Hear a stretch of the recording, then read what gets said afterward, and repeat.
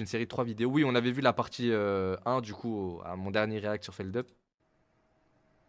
C'est parti. Dites-moi si le son il est trop fort, si c'est pas assez Bonjour à fort. tous et bienvenue dans cette partie 2. Dites-moi la famille, c'est déjà fait. Wow, Jilcy. Ah non, c'est le faux Jilcy, je crois. Merci beaucoup frérot pour être abonné. Plus fort. Ok, vas-y, je mets un peu plus fort. De cet épisode C'est bon spécial comme de ça? Findings dédié aux Lost Media. Dites-moi si c'est bon. Si c'est parfait, je touche plus à rien. Parfait, nickel. Bon, c'est parti. La famille, comme vous le savez, les Lost Media sont vraiment mon format préféré. Ça m'intrigue trop. Le fait qu'on soit tous là à chercher des dessins animés qu'on n'arrive plus à retrouver, qui étaient un peu cringe, qui ont été bannis de la télévision, dans le Kentucky dans les années 80, c'est des trucs qui me passionnent. Évidemment, je vous invite grandement à regarder la première partie que j'avais. Mets-toi dans le noir. C'est vrai que je vais me mettre dans le noir, la famille, faites-en de même. S'il vous plaît.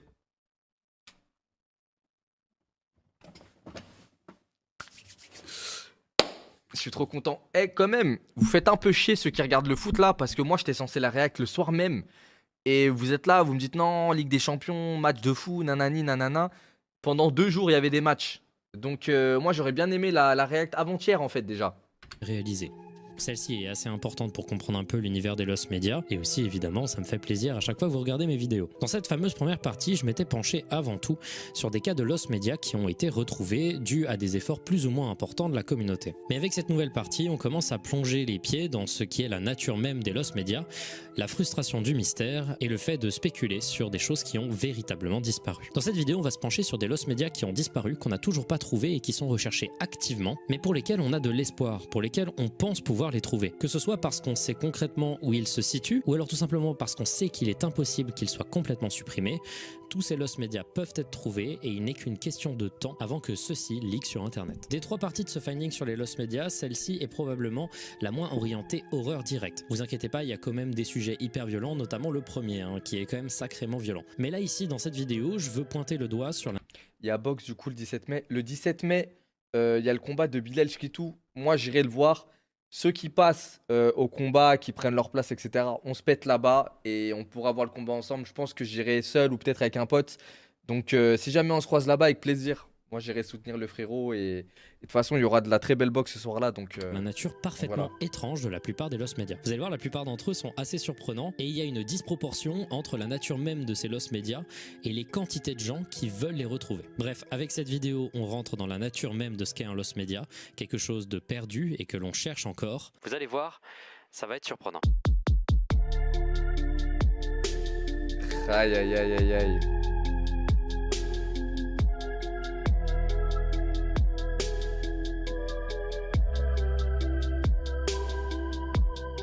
Pourquoi tu vas pas avec ton père? Ouais, je vais lui proposer à mon daron. Je vais lui proposer.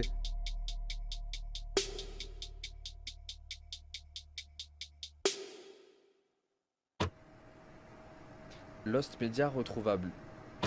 Clip promotionnel pour les JO de Londres 2012. Wesh, comment ça c'est un Lost Media ça? Le 24 août 2008, les JO de Pékin prirent fin après plusieurs semaines extrêmement mouvementées, notamment dû à la peur de désastres liés à la nature controversée d'un événement de cette envergure dans un pays aussi autoritaire que la Chine. Comme à chaque fois, il y a des controverses vis-à-vis des financements pour réaliser les stades, mais aussi des peurs de terrorisme, de censure journalistique, etc., etc. Mais malgré toutes ces peurs, la clôture de l'événement le marquera comme un succès et elle sera fêtée dans le pays tout entier, notamment lors d'une fête à la London House de Pékin. La London House, de ce que j'ai compris aujourd'hui, ça n'existe plus, mais c'était une sorte d'installation semi-temporaire, une sorte de musée éphémère qui était là pour faire de la promotion de la culture britannique et de la culture londonienne auprès des habitants de Pékin. La fête en question devait célébrer la transmission de l'organisation des Jeux Olympiques de Pékin à Londres pour 2012, en présence du Premier ministre Gordon Brown et du, à l'époque, maire de Londres, Boris Johnson. Et évidemment, entre quelques verres de champagne et quelques petits fours, on trouve des discours et des projections, notamment de clips promotionnels pour le tourisme au Royaume-Uni et donc à Londres. On trouve notamment un clip promotionnel qui a été créé par l'agence de tourisme Visit London et qui devait faire une sorte de collage de culture londonienne. Sauf que si on en parle ici, évidemment, c'est parce qu'il y a eu de gros problèmes avec celui-ci. En effet, il a causé pas mal d'indignation, parce que parmi les nombreuses images classiques montrant la ville britannique sous toutes les meilleures couleurs, on peut trouver une image étrange en noir et blanc. Les gars, on parle des Jeux Olympiques. C'est quoi ce bordel? Pourquoi il y a Marilyn Monroe là? C'est quoi Cette ce image, bordel? c'est une peinture du nom de Mira, créée par Marcus Harvey. C'est la reproduction d'une photo d'une personne qui s'appelle Mira Heinle. Et si vous ne la connaissez pas, laissez-moi vous décrire la vie de Mira Heinle, l'intégralité de ce qu'elle a fait, et pourquoi l'inclusion d'une peinture de ce type, et on reviendra sur cette peinture, parce qu'il y a des problèmes avec la peinture elle-même, est un gros problème pour faire de la promotion pour Londres. Ça va devenir très dégueulasse très vite. Mira Heinle est née le 23 juillet 1942 à Crumpsall, une banlieue de Manchester. Durant les 3 premières années de sa vie, son père, Bob Heinle, était un homme absent car enrôlé dans l'armée pour la Deuxième Guerre mondiale. Quand celui-ci revint de la guerre, ils déménagèrent à Gorton, un quartier pauvre de Manchester, dans une maison minuscule et Pas Marilyn Monroe. Marilyn Manson.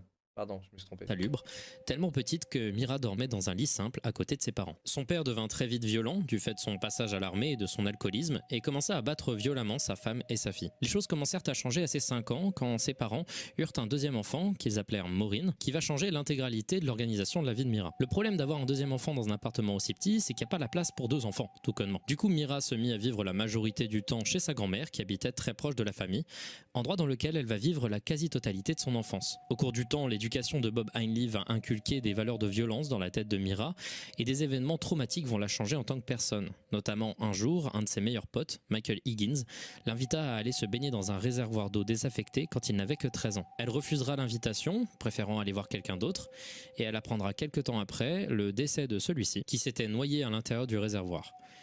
Elle va traîner une culpabilité énorme, ayant eu l'impression que si elle était venue, elle aurait peut-être pu le sauver. Avec tout ça, elle grandira relativement troublée, agressive et dure, jusqu'à ce qu'elle rentre dans la vie active à 18 ans environ, en se mettant à travailler comme secrétaire à Millward's Merchant. Je viens d'arriver, j'ai la haine. Frérot, t'as quasiment rien loupé. Il y a 5 minutes de vidéo. Il a juste expliqué qu'il y a eu un Lost Media sur les Jeux Olympiques de Londres en 2012 et que dans une pub pour vanter Londres, du coup, pour peut-être, je sais pas, l'Office du tourisme Londres, londonien, tout ça, il y a eu une peinture qui a popé au milieu d'une part d'une meuf un peu pixelisée. On sait pas ce que c'est et ça a posé problème apparemment. Et il explique que c'est une meuf qui s'appelle Ariana, ou j'ai oublié son blaze. Mais. Et on est en train de voir c'est quoi les soucis là. On est en train de voir son background. Merchandising, une entreprise de manufactures diverses. Là, elle y croise un homme qui va changer sa vie, Ian Brady. Mira, pardon. Ian Brady, c'est un homme dont elle va tomber éperdument amoureuse et pour lequel elle va entretenir une fascination malsaine. Celui-ci était beaucoup plus vieux qu'elle, ce qu'elle cherchait étant donné qu'à 17 ans elle s'était fiancée avec un homme de son âge qui ne l'a pas convaincue. Et Ian Brady, lui, il avait les yeux, il avait les ongles manucurés, il avait les intérêts un peu étranges, il était un peu mystérieux, un peu renfermé. Ça l'a attirée. Mais un truc dont elle se foutait complètement qui faisait aussi partie du personnage et dont elle était au courant, c'était le casier judiciaire. Ian Brady était un homme qui avait pour réputation dans son enfance de torturer des animaux et des enfants. Il a été diagnostiqué plus tard comme purement psychopathe et avait déjà été inculpé pour plusieurs petits délits. Il avait également une fascination incroyablement intense pour le chancelier allemand des années 40, dès qu'il va commencer à montrer de l'intérêt pour Mira, partager avec celle-ci. Après 2 années de couple où ils vont étayer chacun leur fascination malsaine respective et où Ian va de plus en plus désinhiber Mira qui était de nature plutôt prude et timide à la base, celui-ci va commencer à émettre une... Mais non, il y en a un dans le chat, il l'a appelé le Big H. L'appelle pas comme ça. On dirait c'est ton poteau de fou, genre le idée, Big H. Celle de commettre un crime parfait. On était alors en 1963. Ils vont aussitôt prendre un van, se balader sur une route de Manchester et sélectionner une femme de 16 ans, au pif, du nom de Pauline Reed. Heinle, seule dans le van à ce moment-là, va proposer à la jeune Pauline de rentrer à l'intérieur pour l'amener plus rapidement à son cours de danse, ce que Pauline va accepter sans broncher. Elle va lui demander si elle pouvait l'aider à retrouver un gant de haute valeur qu'elle avait perdu au milieu de Saddleworth Moor, un endroit très reculé et rural, proche de Manchester. Elle acceptera de l'aider, et là-bas, Ian les rejoindra, et puis tous les deux, ils vont... Vous comprenez quoi. Petite, ouais. Et ensuite, la tuer. Ah non, ouais, putain. Et l'enterrer. I didn't think in terms of redemption, but if I did, I would have said, my knees beyond redemption, that I would never, ever be anything other than what I've become, totally corrupt.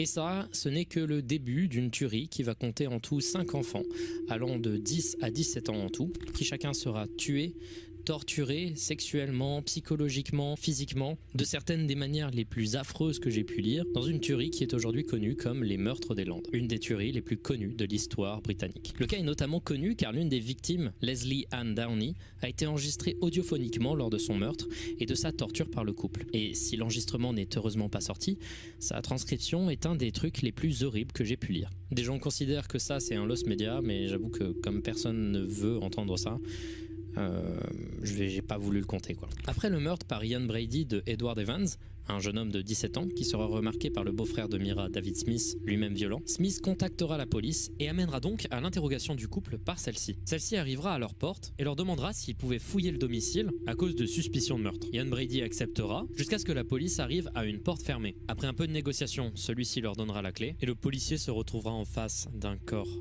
ficelé, découpé sur le sol. Mira, elle, ne sera pas arrêtée automatiquement. Pendant quelques jours, elle va essayer de supprimer quelques preuves, mais ce sera déjà trop tard. La police avait déjà trouvé des photos pornographiques d'une... Ce qui me choque dans ce genre de cas, c'est que on a quasiment tous une famille ou des proches ou des gens qui nous connaissent. Mais là, la meuf, là, Mira, bah, son beau-frère ou son frère, je sais plus, là, Davidson, je sais pas quoi. Comment son propre frère peut se douter que sa sœur, elle traîne dans des trucs ça comme. Et je me dis que finalement, tous les tueurs, quasiment, ils ont des gens, enfin, des gens les connaissent, quoi. Et je trouve ça fou de se dire que peut-être il y a des gens dans notre entourage, dans notre famille, ils ont fait des dingueries, ça comme, on le saura probablement jamais, je sais des pas, victimes c'est chaud de fou. et la cassette audio dont j'ai parlé précédemment. Ils vont également trouver des photos prises par Ian Brady où on peut voir Mira poser fièrement à Saddleworth Moors, à l'endroit exact où ils avaient enterré une de leurs victimes.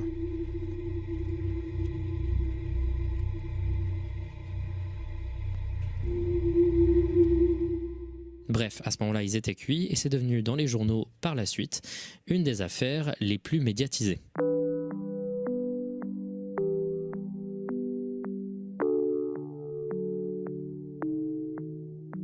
Ils font flipper quand même. La presse s'est surtout focalisée sur Mira Heinle.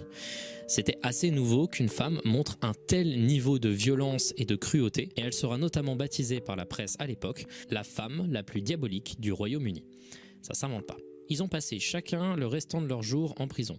Mira Heinle mourant en 2002 et Ian Brady mourant en 2017. Il y a notamment un lost media lié à Ian Brady, c'est qu'on sait actuellement que dans les mains de son avocat, il y a 2 mallettes verrouillées. On ne sait pas ce qu'il y a à l'intérieur de ces 2 mallettes, mais on imagine que ce serait peut-être des informations pour savoir où certaines des victimes auraient pu être, peut-être s'il y a eu d'autres victimes, essayer d'éclaircir des zones d'ombre de cette enquête, mais malheureusement, à cause des lois, la police n'a tout simplement pas le droit d'aller regarder et de demander qu'on ouvre ces mallettes. Wesh. Du coup, encore aujourd'hui, c'est des lost media. Alors, c'est horrible tout ça, on est d'accord, mais c'est quoi le rapport avec les JO ? Qu'est-ce c'est vrai qu'une qu'on s'est image éloigné de d'une fou, là. peinture qui reproduit cette photo d'un mugshot, donc une photo d'arrestation de Mira Heinle, ferait dans un clip promotionnel Visit London? Laissez-moi vous parler un peu de la peinture. La peinture s'appelle Mira et a été réalisée par Marcus Harvey en 1995.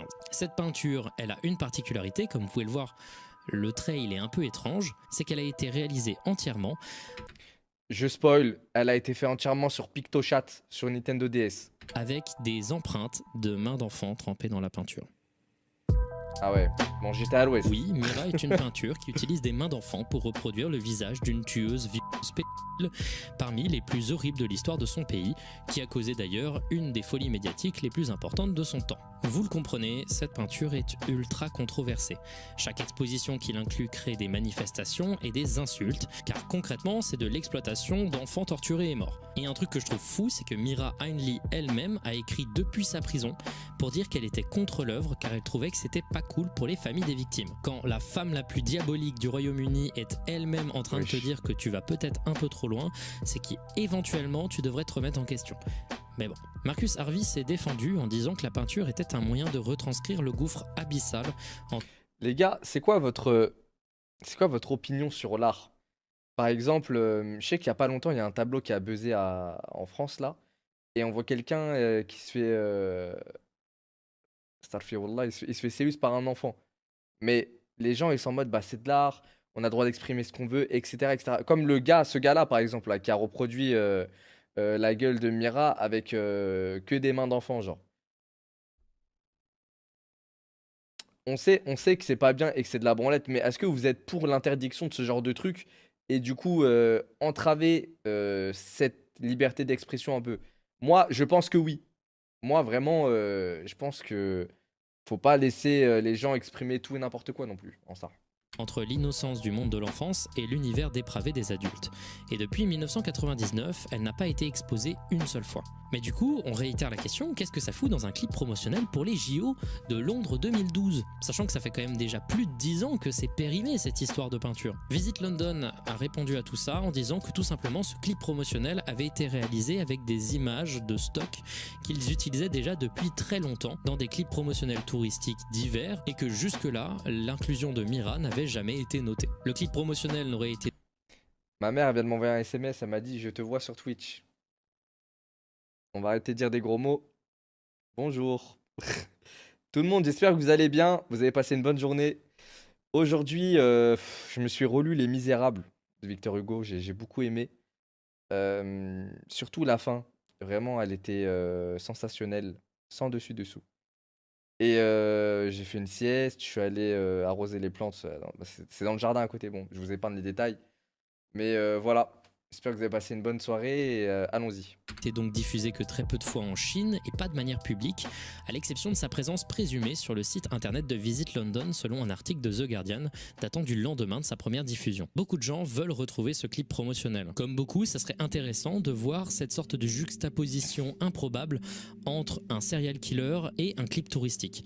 Mais la recherche de celle-ci est plutôt compliquée. On peut demander à Visit London? Voilà, je comprends rien à ce Lost Media, frère.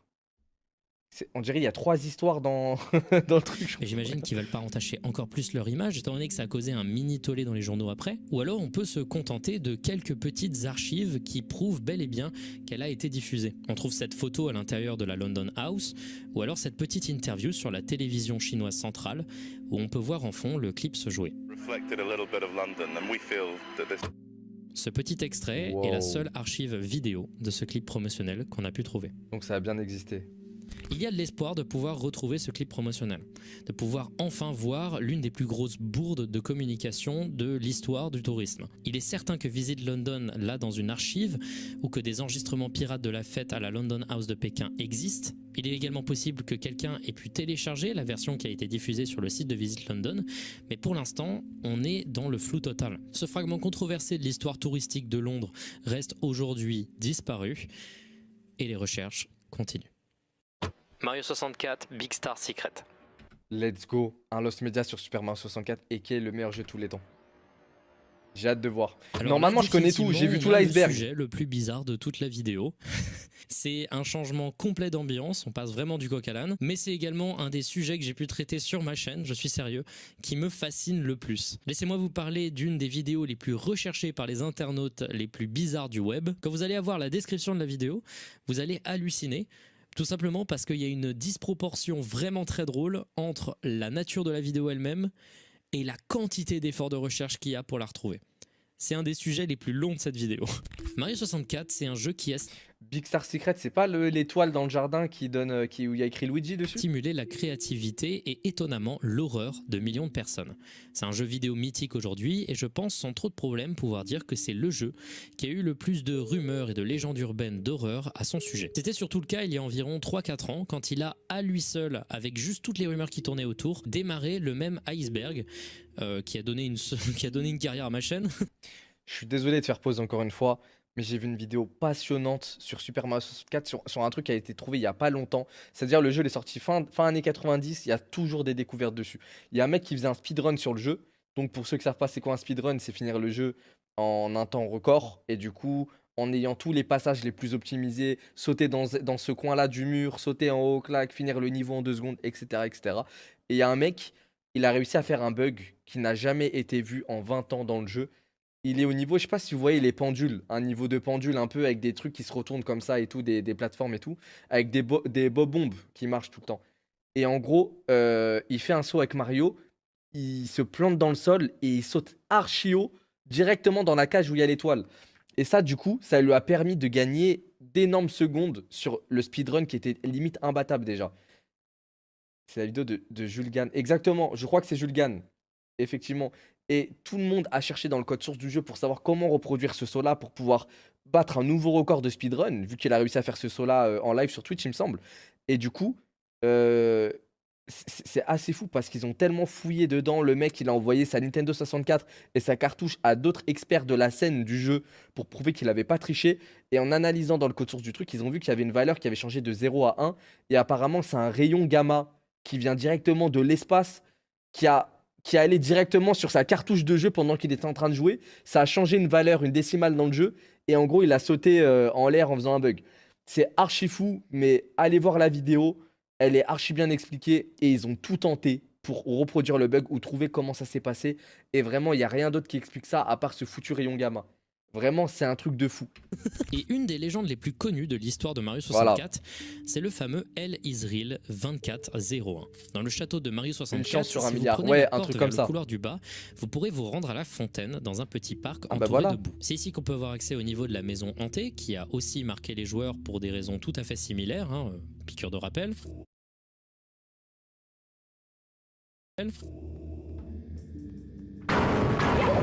Voilà, ce piano, je pouvais pas l'approcher quand j'étais petit, Ouais, comme tout le j'avoue, ça monde. faisait Mais peur. ici, c'est pas ça qui va nous intéresser. Ce qui nous intéresse, c'est cette statue d'étoile placée au milieu de ce petit parc. Sur cette statue, il y a cette plaque avec une écriture ultra floue.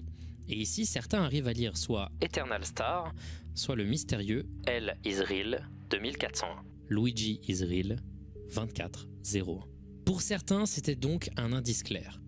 Luigi était disponible à l'intérieur du jeu et on pouvait le débloquer à l'aide d'un mystère lié au chiffre 2401. Et là, les rumeurs de cours de récré, elles vont fuser. C'était un truc de fou. Il faut faire 2401 fois le tour de la statue, il faut la frapper 2401 fois, il faut finir le jeu en attrapant toutes les pièces dans tous les niveaux, même celles-ci là qui sont bloquées dans le sol. Bref, Luigi n'a jamais été dans le jeu. Néanmoins, je vais vous raconter une petite anecdote qui va matrixer la plupart des gens qui ont joué à Mario 64 dans leur enfance et qui ont entendu parler de cette rumeur. En 2020, il y a eu un leak gigantesque C'est vrai. de vieilles assets de Nintendo et de versions vieilles de plusieurs jeux, et on a eu accès à des fichiers de développement de Mario 64. Et quel modèle 3D on peut trouver dedans? Celui de Luigi.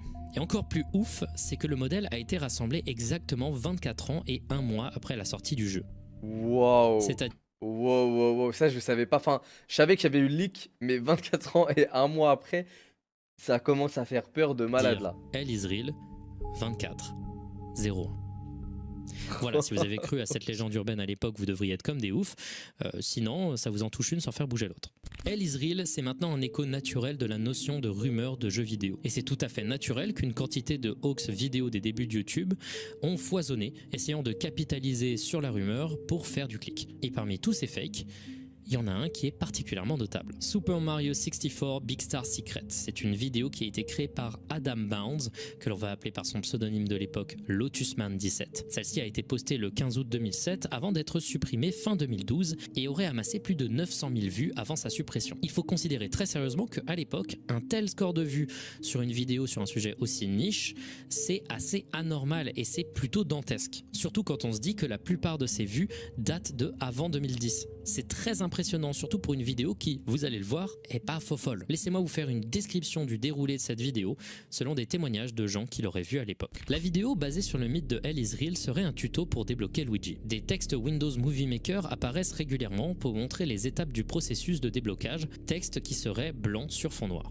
En arrière-plan, une musique, Whispers in the Dark du groupe Skillet, se joue. Toute la partie gameplay est enregistrée avec un téléphone Motorola Razr V3 et se passe dans le château avec des excentricités bizarres mises par Lotusman17 qui attirent évidemment l'œil. On est clairement en face d'un cas de quelqu'un qui joue sur émulateur sur PC et qui a modifié le jeu avec des mods. Il y a des portes qui n'existent pas dans le jeu, les briques sont beaucoup plus noires et beaucoup plus sombres, mais également Mario n'est pas rouge et bleu mais bleu et noir. À la fin de la vidéo, après avoir donné l'instruction de tourner autour de la statue pendant un temps précis et après avoir donné un coup de pied au bout, un texte apparaîtrait selon des discussions sur forum de l'époque, disant d'appuyer sur A en face du mur. Juste après ça, un screamer. Pas Oh. n'importe quel screamer, hein. C'est un cut extrêmement mal foutu de la pub Café. Vous savez, la vidéo là, Mais non, j'étais à avec fond la dans petite Lost voiture dans Media. la forêt. J'ai Vous êtes cru né qu'il y dans aurait les années Luigi. 2000, elle vous a forcément marqué. Oui, ce troll vidéo complètement pas ouf, c'est une des vidéos les plus cherchées du web actuellement. Un fake troll mal branlé de 2007 est un des lost media les plus populaires. Et vous allez voir le nombre d'infos qu'on a sur cette vidéo, c'est un truc de malade. Bienvenue dans le monde des chômeurs du Lost Media Wiki. La recherche commence en 2015 sur le Screamer Wiki, une autre communauté de niche fascinée par les vidéos screamers. Cet utilisateur, nommé Skoologos ou SCL, postera pour la première fois une sorte d'avis de recherche à propos de la vidéo. D'autres utilisateurs répondirent au thread en disant l'avoir vu aussi et vouloir la revoir par nostalgie. Malheureusement, personne n'arrivait à la trouver. Soudain, en 2017, un utilisateur répondra au thread en envoyant des explications et des souvenirs liés à la vidéo. Apparemment, celle-ci, avant sa suppression, s'accompagnait d'une annotation, une fonctionnalité maintenant supprimée de YouTube où tu pouvais faire afficher des boîtes de texte avec de la couleur en transparence pour donner des informations sur ta vidéo à certains endroits. Cette annotation disait que Lotusman allait probablement supprimer la vidéo car il recevait beaucoup de messages de haine pour une petite vidéo qu'il avait fait par ennui à l'époque quand il était plus jeune et que ça devenait trop pour lui. Cette petite information nous donne déjà des pistes sur pourquoi elle aurait été supprimée en 2012. Mais ça va beaucoup plus loin. En effet, à un moment, quelqu'un sur cette discussion va trouver un vieux lien vers la vidéo. Et à cette vidéo n'était attachée qu'une archive Wayback Machine, où malheureusement la vidéo elle-même n'était pas attachée. Ah merde. Néanmoins, on peut voir plusieurs choses, notamment le ratio like-dislike représenté par des étoiles à cette époque de YouTube, où tu devais noter les vidéos de 1 à 5 étoiles, mais également une feature oubliée de YouTube, une réponse vidéo. En effet, au tout début de l'époque de YouTube, tu pouvais répondre à une vidéo avec une autre vidéo qui s'affichait ensuite en dessous de celle-ci. Si ça peut paraître comme une idée sympa sur le papier, qui a pu amener des trucs sympas comme To The Ark, les vrais savent, ben ça a surtout... Les gars, pour ceux qui n'ont rien compris, je vais vous la faire en simple. Super Mario 64, il y a tout un lore autour du jeu, tout un iceberg de secrets enfouis dans le jeu qui font vraiment peur. Et il y a le plus gros secret, El Israel, qui est écrit sur la statue dans la fontaine du coup. Et il y a eu un leak de Nintendo en 2020. Ok, vous suivez jusqu'ici. Et dans ce leak, on trouve Luigi dans les fichiers du jeu de Mario 64. Du coup, ça confirmait que le Luigi était initialement prévu dans le jeu, mais qu'il n'a jamais été débloqué. Et un mec a fait une vidéo en disant voici comment le débloquer. Il court autour de la fontaine sur un jeu, un mode qu'il a créé lui sur PC. Et lorsqu'il arrive devant le mur, il dit maintenant sauter et appuyer sur A. Et quand il le faisait dans la vidéo, il y avait un screamer d'un zombie qui apparaissait à l'écran. Un truc qui n'a rien à voir, ok? Une vidéo connue d'à l'époque où il y avait un screamer avec une voiture qui passe et un zombie qui apparaît. Et du coup, il s'est tellement fait insulter pour cette vidéo de merde. Il s'est dit, bah vas-y, je vais la supprimer. Mais ils essayent, je sais pas pourquoi, ils essayent tant bien que mal de retrouver cette vidéo maintenant. Amener son lot de harcèlement vénère et de contenu cancer avec notamment... De merde. Il s'est dit, bah vas-y, je vais la supprimer. Mais ils essayent, je sais pas pourquoi, ils essayent tant bien que mal de retrouver cette vidéo maintenant. Amener son lot de harcèlement vénère et de contenu cancer avec notamment la situation tristement connue des Reply Girls, une des situations les moins intéressantes de l'histoire de YouTube. Et bref, dans cette archive du lien YouTube, on trouve cette vidéo qui n'a pas été supprimée, qui est un prank plutôt classique que tu faisais où quelqu'un fait jouer la vidéo à son petit frère et filme sa réaction. Voilà, ici vous pouvez voir la seule trace vidéo restante de la vidéo Super Mario 64 Big Star Secret. Ouf. Un zoom flou sur le tout début et la toute fin de la vidéo.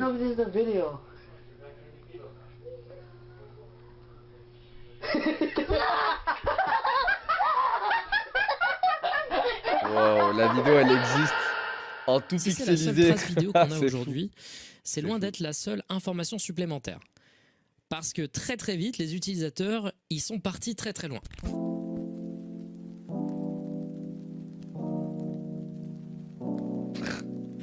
En 2020, les recherches deviennent beaucoup plus actives, notamment à cause de la mode des lost media qui s'intensifie. Mais aussi, il y a un youtubeur nommé Malv qui a fait des vidéos sur le sujet. Celles-ci ont atteint rapidement plus de 10 000 vues et ont permis de recruter des tonnes de personnes dans la recherche. Et on en arrive lentement au point où en 2020, un groupe de personnes du Lost Media Wiki Discord s'est réuni afin d'organiser la recherche de manière plus efficace et plus centralisée. Ce groupe va notamment créer cette image, qui va de nombreuses fois être refaite, une sorte de poster, de flyer, qu'il fallait copier et reposter un peu partout sur internet pour stimuler la mémoire d'internautes aléatoires ou enrôler des gens dans la recherche. Donc si vous dites que faire...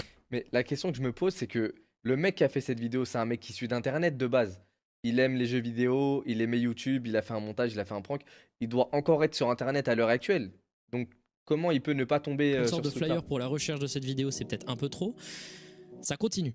Des utilisateurs vont se mettre à écumer des tonnes et des tonnes de playlists avec des centaines de vidéos de screamers réuploadés qui datent de l'époque, des milliers de pages, dans l'espoir de pouvoir tomber sur un minuscule réupload de la vidéo. Ils vont également écumer des milliers de pages au point de regarder d'autres screamers dans la Wayback Machine pour avoir éventuellement la vidéo sur Mario 64 dans les recommandés. Pourquoi faire ça ?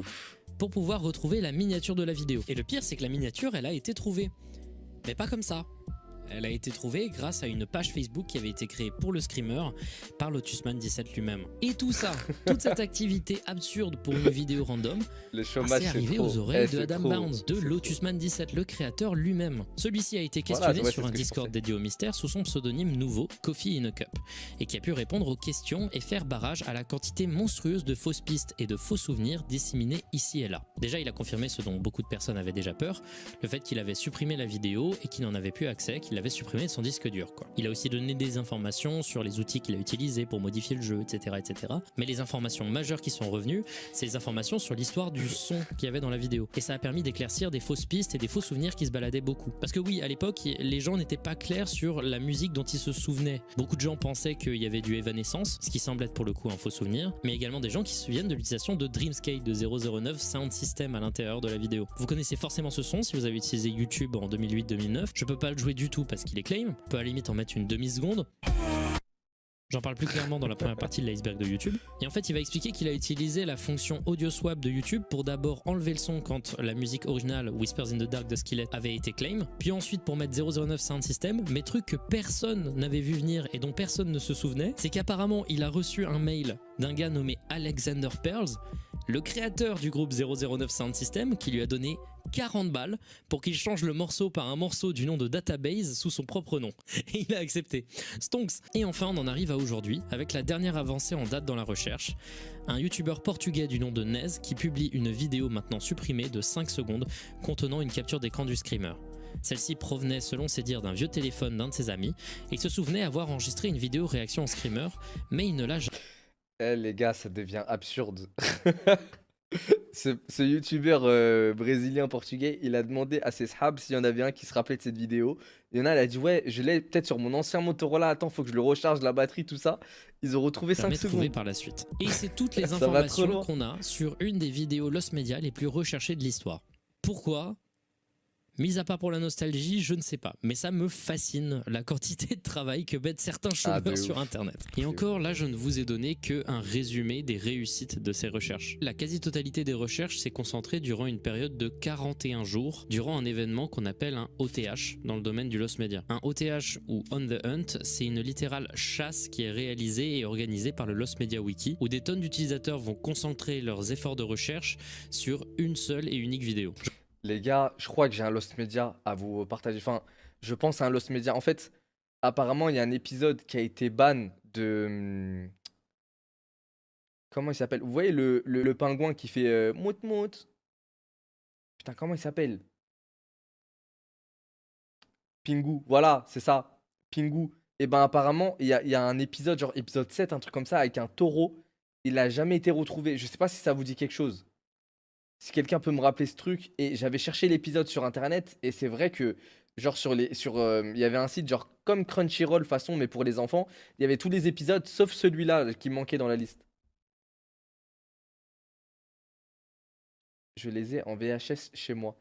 Mais, je sais pas si vous voyez de quoi je. C'est Chapi Chapeau, exactement! C'est Chapi Chapeau. Attends, je vais rechercher ça. Attends. Chapi Chapeau Pingu.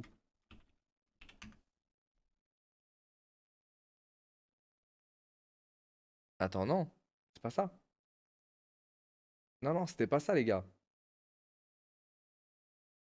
Il est introuvable. Non, non, c'est pas ça, les gars. C'était vraiment Pingu, mais un épisode. La choléra, exactement. Exactement, l'épisode s'appelait La choléra. Manger du pingouin. Wesh, mais qui tue des pingouins? Les gars, l'épisode, il est introuvable, je vous jure. Ah, c'était Chapi Chapeau, la corrida. Oui, d'accord, oui, c'est vrai. Chapi Chapeau, la corrida. C'était pas Pingu. La corrida. Ah, bah, il est là. Et il y a un an, épisode 18. Je sais pas pourquoi. Pour éviter de faire l'apologie de la corrida. Ah ouais. Attends, Failed Up, il avait parlé d'un épisode banni du pingouin, c'était méga intéressant. Mais ouais, mais peut-être je me rappelle d'une ancienne vidéo de Feldup. J'aurais pu vous parler des gens complètement Enfin, déter bref. qui ont écumé des milliers de pages sur des serveurs étrangers, japonais et polonais. J'aurais pu vous parler des gens qui ont essayé d'écumer l'intégralité des partages qui ont été effectués de la vidéo afin de retrouver une archive Wayback Machine qui puisse faire jouer la vidéo. Mais comme la plupart de ces recherches n'ont mené à rien, celles-ci vont passer inaperçues dans la recollection de l'histoire, ce qui est bien dommage car ça diminue l'intégralité des efforts de recherche qui ont pu être effectués. Mais un des trucs les plus frustrants avec cette histoire et avec cette recherche, c'est les vidéos là que je vous joue depuis un petit moment. Chacune de ces vidéo est soit un hoax qui a essayé de prétendre être la vidéo originale, soit une recréation assumée. Mais ce type de hoax reproduisant la vidéo pour essayer de se faire passer pour la vidéo originale, c'est un des obstacles les plus importants au fait de retrouver des vidéos lost media de YouTube. On en parlera plus clairement dans un des cas de la partie 3 donc de cette vidéo sur les lost media, mais c'est un truc qui a clairement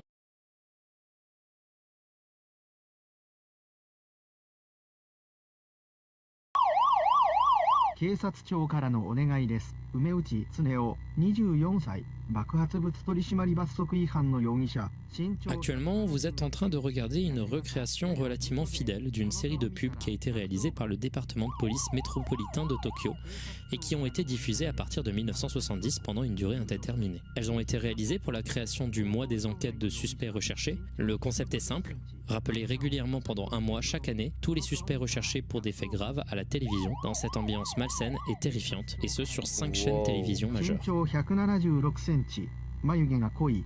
この顔見たら110番。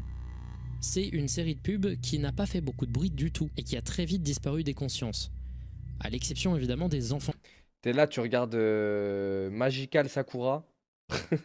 T'as une big pub qui se lance avec des qui fugitifs l'ont vu là, à c'est l'époque, c'est qui chaud. ont commencé à en parler dès qu'Internet devenait disponible dans les foyers. Les discussions autour de cette campagne publicitaire ont commencé dès avril 2002 sur le message board 2channel, l'ancêtre de 4chan Je japonais, regarde où des Goldorak, utilisateurs exactement. anonymes ont créé un thread pour parler de ces pubs qui les avaient terrifiés à l'époque. Sauf que personne n'arrivait à la trouver. On peut voir dans cette discussion les gens lentement recréer pièce par pièce le souvenir complet de ce à quoi la pub ressemblait.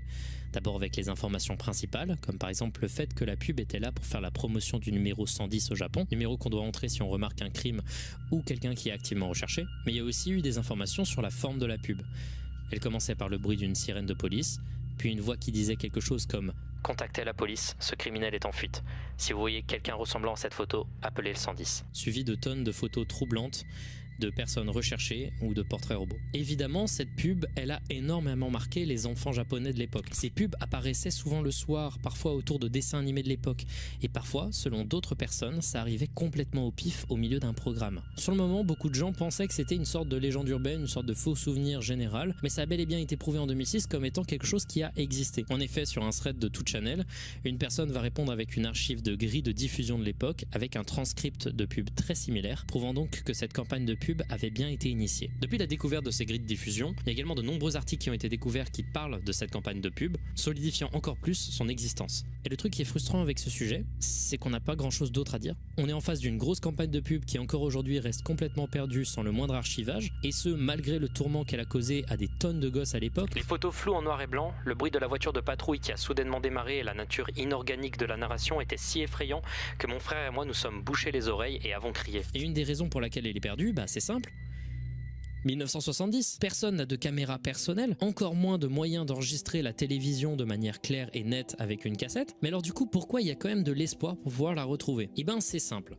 Malgré le fait qu'il n'existait que très peu de boîtiers pour enregistrer des émissions de l'époque Il y a bien un sur des studio cassettes qui l'a créé. fiables, eh bien il faut quand même se souvenir que c'est une campagne de pub qui était assez massive et qui était énormément diffusée. Si un des rares chanceux à avoir les moyens de le faire a enregistré la télévision à cette époque, il est largement possible qu'on puisse trouver cette pub et ainsi permettre à énormément d'anciens enfants qui ont énormément été marqués négativement par cette pub d'enfin faire la paix avec ce souvenir. Malgré ça, il reste peu d'espoir, mais des gens continuent à chercher. Apathy, sacks of people.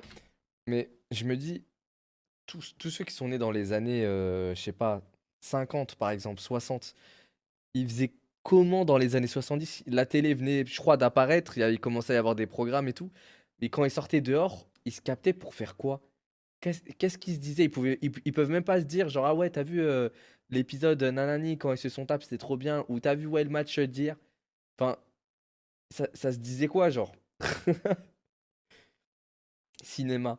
Dans les années 70, je sais même pas si c'était tant développé que ça, les cinémas. Livres. Ouais, effectivement, les livres, ça pouvait être un sujet de discussion. Rumeurs du quartier. Ouais, je pense, ça lançait que des rumeurs, ça faisait des histoires pour rien. Radio. C'est vrai, la radio, mais dans tous les cas, c'était pas archi divertissant, je pense. Il y avait pas 10 foules à l'époque. Je pense à la radio, c'était surtout des. Je sais pas, bon, peut-être ça commentait peut-être des matchs de foot, j'en sais rien. Bon, après, les années 70, les gars, c'était archi longtemps. Ça parlait des 30 glorieuses, frère. Ça a demandé si ça avait The bien FBI RS. said today it has identified a suspect in the mailbox bombings throughout the Midwest. Les gars, je vous jure que mon rire, il était, il était pas pour ce qu'on me dit. Oh, je suis maudit, c'est pas vrai. Vraiment, je viens de rigoler pour la phrase juste avant, je vous le jure. Genre, le mec, il a dit, ça demandait si ça avait bien RS. Genre, vraiment, c'était le seul sujet de discussion. Mais vraiment, là, le timing, il est douteux, malheureusement. Vraiment, j'ai rien fait. Croyez-moi, vraiment. Putain. En 2002, en Amérique, une panique commence C'est à pas s'installer. possible. En effet, plusieurs foyers dans le Midwest américain se mettent à trouver dans leur boîte aux lettres C'est le reparti. matin une bombe tuyau, C'est un reparti. dispositif explosif de fortune et instable. Lentement, les foyers recevant la bombe se multiplient et parcourent une distance de 5100 mètres dans en tout 18 boîtes aux lettres américaines dans le Nebraska, l'Iowa, l'Illinois, le Colorado et le Texas. Dans ces boîtes aux lettres, en plus de cette bombe, on trouve une note anti-gouvernement. Les médias s'emparent de l'affaire et la police se met ainsi à chercher le Midwest Pipe Bomber aux intentions à ce moment encore troubles. Alors que l'individu continuait son chemin et que 18 foyers avaient déjà été touchés par les explosions et qu'il commençait également à y avoir des blessés, la police reçoit un appel inattendu. Il s'agit d'un père de famille lambda qui leur informe que son fils leur a envoyé une lettre contenant des informations et des allusions aux bombes. La police se met donc à la recherche de ce suspect, Luke Elder. Peter, tonight all law enforcement agencies in the Midwest have been told, be on alert for Luke Helder. We encourage, as a public safety message here, Luke Helder to make contact with us. Sa voiture est assez vite trouvée au Nevada et commence ainsi une poursuite effrénée qui s'arrêtera au bout de longues minutes de conduite ultra rapide. Luke Elder sera arrêté et on trouvera dans son coffre un fusil à pompe ainsi que 6 autres bombes tuyaux. Parmi les victimes, on ne trouve aucun mort mais des gens blessés à vie, comme par exemple Dolores Werling, 71 ans, qui a perdu 50% de son audition à cause de la détonation et qui a été blessée au visage et à la main. Parce que oui, évidemment, on ne parle pas de petites explosions. Un individu du nom de Doris Zimmerman, 64 ans, traumatisé par l'événement, aurait été propulsé par l'explosion violemment sur la route. Et ainsi de suite. Ces événements ont des conséquences. Pourquoi Luke Elder a fait ça ? Qui était ce type ? Et Luke pourquoi c'est un Elder Lost est né Media le surtout? 5 Il y a mai quoi de Lost Media là 1981 à Pine Island dans le Minnesota. Peu est su sur sa vie avant les actes terroristes qu'il a commis. On en sait néanmoins pas mal sur sa période à la fac. Il était élève à l'université de Wisconsin-Stout pour un diplôme de design industriel. Il était un élève plutôt moyen mais reconnu pour être souriant, gentil et raisonnable, qui ne ferait pas de mal à une mouche. Il était un fan massif de Nirvana, il connaissait tout de la vie de Kurt Cobain et sa chambre était couverte de posters du groupe. Il était également en couple avec une certaine Sarah et était extrêmement fan de musique. Il voulait vraiment créer un groupe de rock comme tous les gens à l'université en Amérique dans les années 2000 qui aimaient Nirvana. Il s'est très vite décidé à chercher un batteur et un bassiste pour former le groupe. Personne n'était spécialement motivé et lui, personne ne lui plaisait vraiment jusqu'à ce qu'il trouve Mike, de son nom de scène Crate Boy, Amine avec qui le Frosties. courant va passer Merci pas beaucoup. mal. Il va chercher Amine, également Amine. le gars qui lui avait appris la guitare, un certain Eric Hilscher, qui deviendra le bassiste de leur nouveau groupe, Hey Puffy. Chanteur et guitariste, Luke Elder va se mettre à faire plusieurs concerts originaux et arrivera à produire assez vite une démo d'un album, Sacks of People. Tout semblait aller pour le mieux, mais quelque chose a vrillé. On ne sait pas exactement à quel moment ça a tourné au vinaigre. Est-ce que c'était la musique au sujet nihiliste et blasé du groupe ? Est-ce que c'était des obsessions ? Pas forcément. On sait néanmoins que plusieurs de ses proches ont dit à l'époque que son comportement commençait à devenir étrange. Il a commencé à s'intéresser de ouf à des croyances New Age, notamment la projection astrale, il en parlait constamment. Il s'est mis également à parler énormément de mort, de questions métaphysiques autour de la mort. Il y a un film de malade sur la projection astrale sur Netflix. C'est le titre, c'est Mon ami quelque chose, j'ai oublié. S'il vous plaît, regardez ce film, vous allez péter votre crâne. Il y a un, comment on appelle ça? Il y a un retournement de situation de zinzin, vraiment. Adèle. Je crois pas que ce soit mon ami Adèle. Mon ami Totoro, non. Si, c'est mon ami Adèle, c'est ça.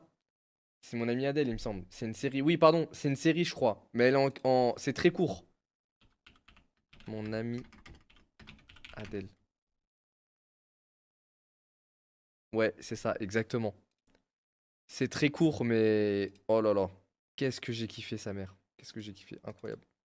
Mort. Également, il s'est mis à consommer énormément de bœufs et apparemment, il faisait des monologues interminables sur ses nouvelles croyances dont tout le monde se moquait parce que c'était juste chiant à écouter et les gens n'ont pas remarqué ça comme un red flag. La chose la plus proche d'un motif pour ces actes qu'on puisse trouver, c'est une lettre qu'il a envoyée au journal The Badger Herald, un journal étudiant de l'université de Wisconsin-Madison, l'université voisine à la sienne. Sauf que ce manifeste est vraiment pas clair. On y voit des déclarations vagues et vastes sur l'écologie, le fait que l'espèce humaine est en déclin, que l'humanité est pourrie et se distrait pour éviter la souffrance et qu'il faut passer outre l'enveloppe corporelle.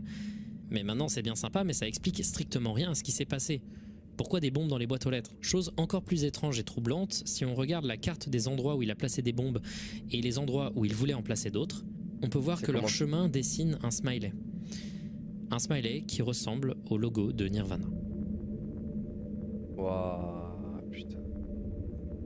Dans toutes les vidéos qu'on peut trouver de Luke Helder en état d'arrestation, on le voit brandir un sourire complet, sourire qui va complètement à l'encontre du personnage que ses proches décrivent. I was very shocked and surprised. He was a great friend. En 2004, lors de son procès, il sera déclaré comme incapable d'être jugé à cause de problèmes mentaux et il sera placé ensuite en hôpital psychiatrique jusqu'à nouvel ordre après un diagnostic d'un trouble schizo-affectif et aujourd'hui, il y est encore. Mais du coup, vous l'imaginez certainement, le lost media dans tout ça, c'est l'album Sacks of People de Apathy. Au moment où les news sont arrivées... Est-ce que ça vaut vraiment le coup de s'intéresser à cet album du coup? Non, ça, c'est lui donner un peu de buzz. Là, personne n'arrive à en trouver la moindre trace. Il y avait bien un site du groupe qui aujourd'hui a été en partie archivé, mais aucune trace de ce putain d'album. On a juste vaguement une pochette d'album qui traîne sur internet, des photos de concerts, mais c'est à peu près tout. Jusqu'à ce que des gens trouvent 2 morceaux issus de l'album qui se baladaient sur internet.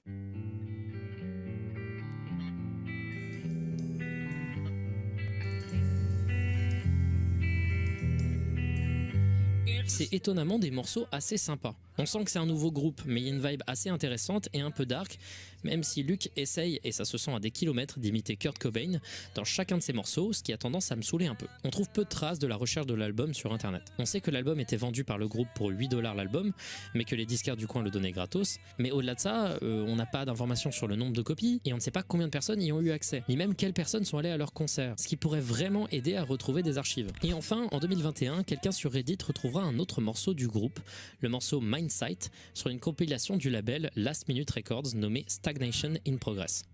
Et il ne le postera pas.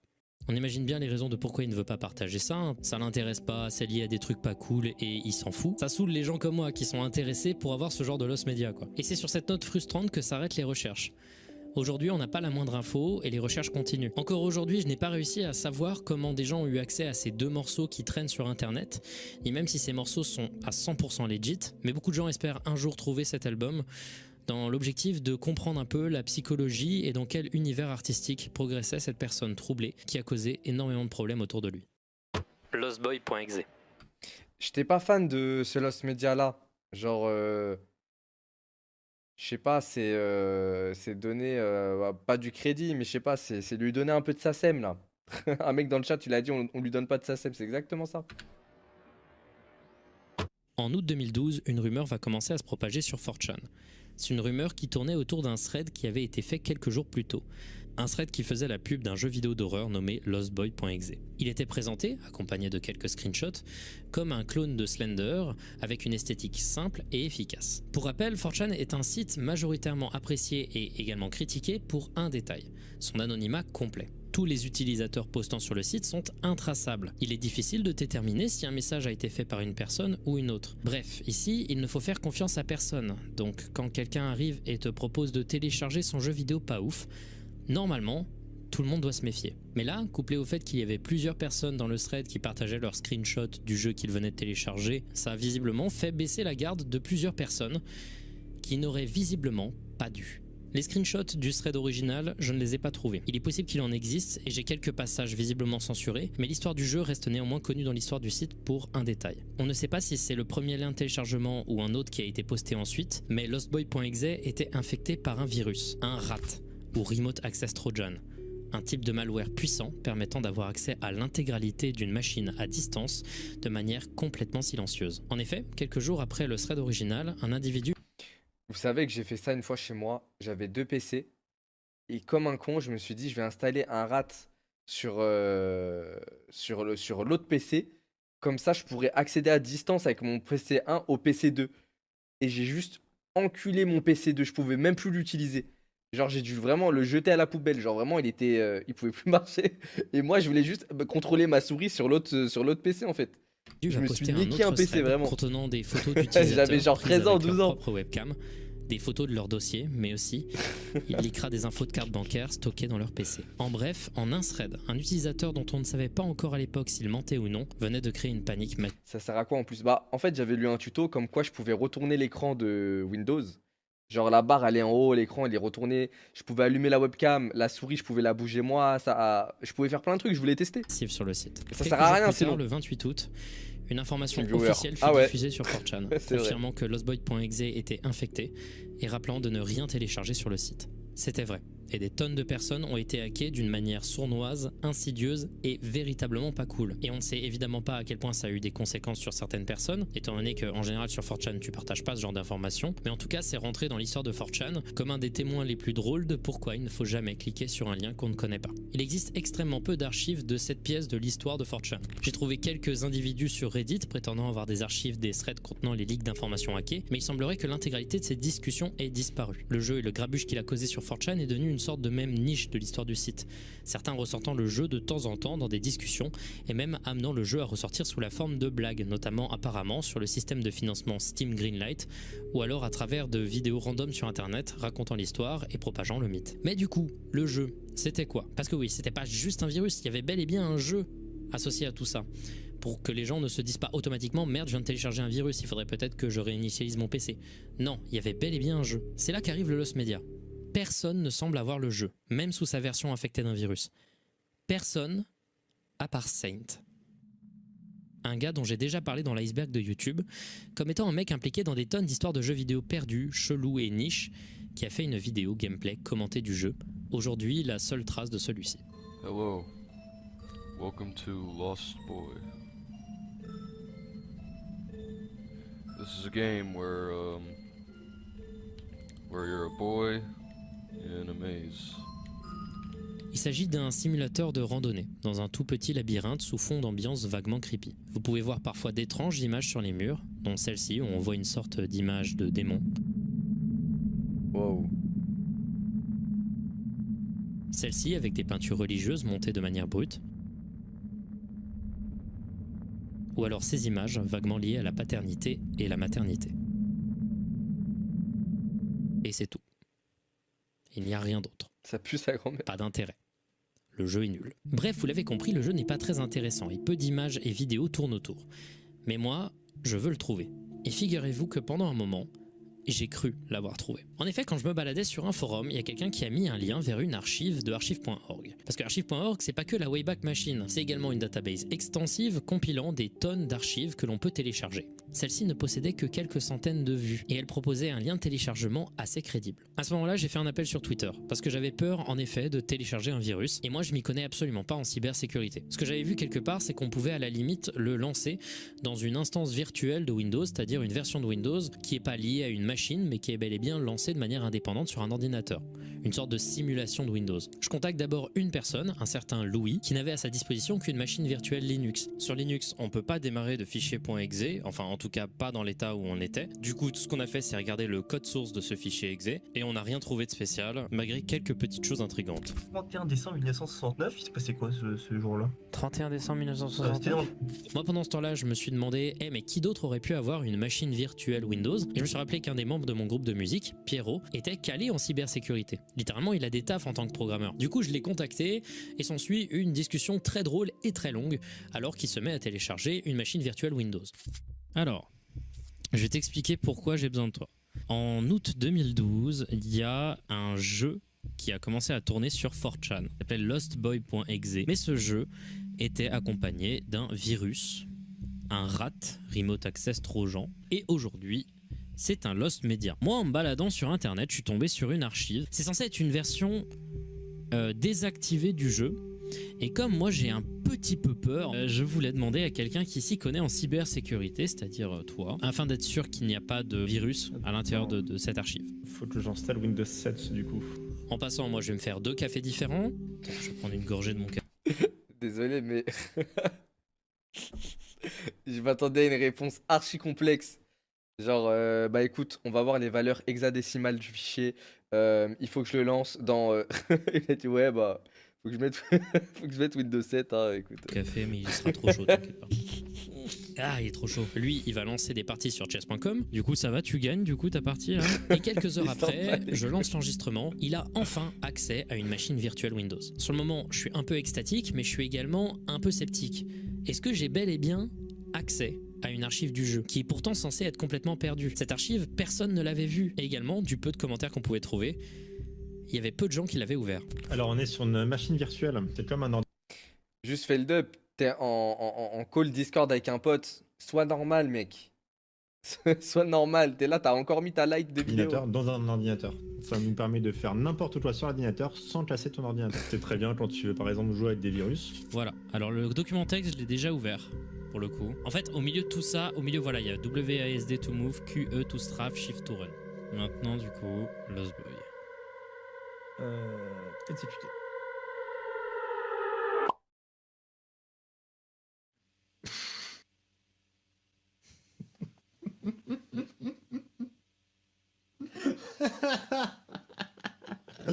C'est sérieux? Me dis pas qu'on a vraiment fait tout ça pour un LMAO. Vraiment, on a fait ça que pour ça? C'était un troll. Mais c'est important quand même comme histoire, parce que ça met en place plusieurs choses. D'abord, trouver un lost media, c'est jamais facile, et ça demande beaucoup d'abnégation. Ce genre d'échec et ce genre de technique, c'est la majeure partie des obstacles auxquels on fait face quand on se met à chercher des lost media. Et ça me paraît important de le pointer du doigt. Mais également, ça m'a amené à penser à une... Mais je comprends pas, si Feldup voulait tant le jeu que ça, pourquoi il contacte pas le youtubeur Saint? Il lui demande le jeu vu qu'il a fait une vidéo dessus. Théorie du complot. Saint, bah voilà. Pour ceux qui ne le savent pas, c'est un mec qui est ultra lié à des trucs de jeux vidéo perdus, vaguement connus de l'histoire d'internet et de l'histoire du jeu online. Mais Saint, il est aussi connu pour avoir créé énormément de hoax. Il a notamment créé un hoax du nom de Schnell Online sur un jeu visiblement massivement en ligne qui aurait été abandonné et sur lequel il se serait passé des choses étranges. Ma théorie, ce serait que le gameplay de Saint serait inspiré de la légende de lostboy.exe qu'il avait vu sur 4chan. Sa vidéo pop complètement au pif 2 ans après l'événement alors que plus personne n'en parlait. Est-ce qu'il aurait pas créé un jeu vidéo tout seul, dit que c'était lostboy.exe et que tout le monde est tombé dans le panneau? Parce que ça ressemble vraiment à son comportement de troll qu'il a déjà exhibé plusieurs fois sur internet.